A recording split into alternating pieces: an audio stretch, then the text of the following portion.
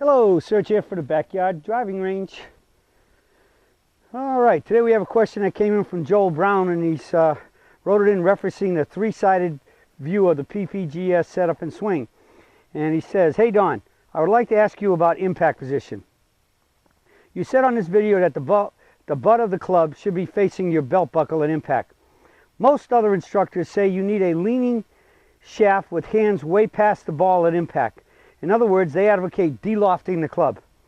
Why do you take a different stand? They say you should make a 5-iron out of a 7-iron by delofting at impact. To tell the truth, the delofting has caused a lot of trouble for me. Joe." Okay, Joe, I guess first off, the answer is simply that the Surge deals in scientific facts based on physics of how God created the world to turn, and therefore how he created golf should be played in terms of the concept of impact.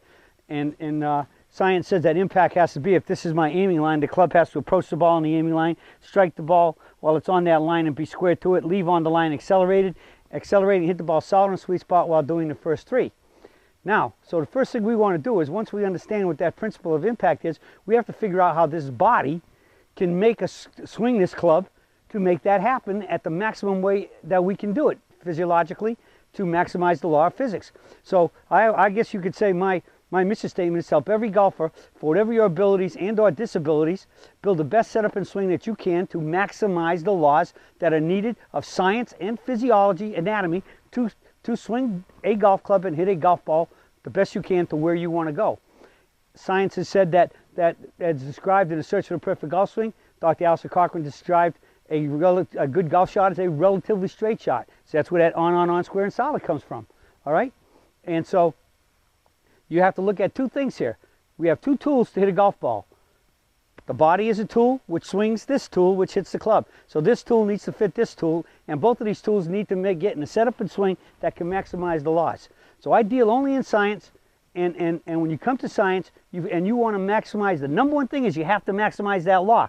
So I'm over here, remember, if I don't know how many times I say this in lessons, but when it comes to peak performance golf swing, setup and swing, if this was a street and I'm standing in the dead center of it right now, and you got a sidewalk on that side, a curb and a sidewalk on that side, and a curb and sidewalk on that side, basically, whichever side you want to put peak performance golf on, let's just say to my right side, since I'm right-handed, I'll say we're on that curb and sidewalk. Everybody else is pretty much over there, and you got a few scattered ones somewhere trying to come to the more favoring one side or the other. But per se, the majority of the world, probably 98% plus, is on that side today.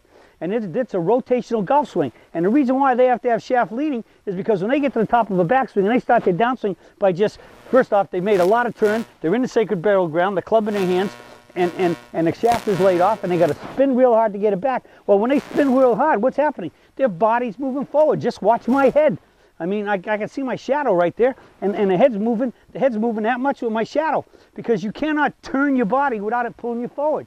And so as they're pulling forward, they have to have this shaft lean to keep the hands somewhat even in the same place relative to their body, and so they got a chance of somehow trying to square the club up at impact, and they're doing what I call lag, drag, hold, block, because if they came here and released, they would either chunk the club way back there, or they'd start flipping it and hitting really big bad pull hooks. And you look at most of the rotational players on tour and anybody you play with, they hit basically, the whole block is sort of like a cut shot. They're trying to block the left out.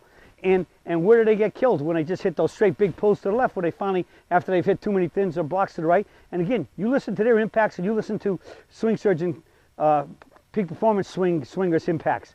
You're going to hear a lot of thins and towards the Healy type shots, and the club clanking a little bit. With us, you hear good solid squashing the ball on the club face. So they're ahead. Their body's ahead. So therefore, it's obvious that their hands have to be ahead. And we call that forward shaft lean, okay? And it's exactly what you said. It's delofting the club from a 7-iron to a 5-iron. That's basically why, over the last 15 years, most golfers, especially amateurs, can't hit anything higher than a 6-iron. It's even lucky to hit that. So the advent of hybrids has been a godsend for golfers today, because of well, it's a godsend just in the fact that when you start losing club head speed, you can get the ball up in the air a lot better, and with a hybrid than a medium or especially a long iron. I still play 4-iron down. I got rid of my 3-iron probably about 4 or 5 years ago, just before I had my heart surgery. and it just wasn't getting up high enough. Now I carry a 5-wood and a hybrid. All right, so where are we at impact? Yeah, we're over here. We're the only people that are behind the swing. See, I can stand and look at my shadow right now, and if you look at my head actually, when I start my bump and swing, I create a bow in the body, which Dr. Armstrong calls the secondary spine angle tilt. The head goes backwards. It goes back, I hit the ball, and then I swing up and stand up. So my head kind of goes back a little bit, goes back, and then pops up. I call that the dipsy doodle. Boom, just like skipping a rock. You don't skip a rock very good if you don't start here and just turn like that to skip a rock. You'd be throwing it straight in the ground. And to throw it straight, you'd have to hold on and lag and kind of like push it. All right? Here we just stand here and woof, we hit it. Just like hitting a serve back to somebody. Right? You're going to hit your return back to them. Same thing with a hockey player. Boom. We're behind the ball in impact. And so if we're behind the ball, our arms can straighten out and it's belt at the belt buckle. So the difference is they play golf in front of the ball, we're playing behind the ball. It's like throwing a punch. If I want to throw a punch, I'm not going to get all the way to you and throw you like this. We're going to back up and go. Same thing with throwing a karate punch. You have to have your body leveraging you, and to do that, you got to be swinging with your weight centered to back. And transfer your weight as you go. But as soon as they turn the big shoulder turn, they've already got their weight way over to the left side. So we know that doesn't work. So that's why we're here. So basically, as I said, since we're on this side of the street and most everybody's on that side of the street, as soon as you hear them contradicting us, you know that they're on that side of the street. And if you like the way this works, and as everybody who comes to swing surgeon says, boy, this makes sense. Why? Because it's all about science, physics, physiology. We play by the rules. The number one rules are not the USGA. The number one rules are the rules of the way God created this universe and us on earth here and everything on it to conform and play by the laws of physics and then the way whatever your body is designed to do. And we're playing by those rules. And that's why PPGS works.